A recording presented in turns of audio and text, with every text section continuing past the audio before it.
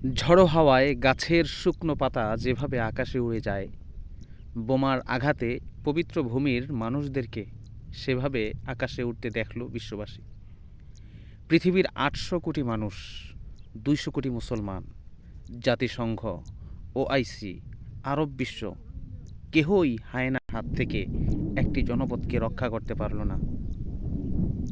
বরং সবাই বোমের কলোসিয়ামের গ্যালারিতে বসে গ্ল্যাডিয়েটরদের মৃত্যু দেখার মতো যেন উপভোগ করছে এই বর্বরতা। এই বিশ্ব কতটা সভ্য আর কতটা মানবিক তা পরিমাপের সবচেয়ে উপযুক্ত মিটার হলো আমাদের পবিত্র ভূমি ফিলিস্তিন। এই নির্মমতার দায় আমাদের সবার। একদিন আমাদের সকলকে ইতিহাসের কাঠগড়ায় দাঁড়াতে হবে।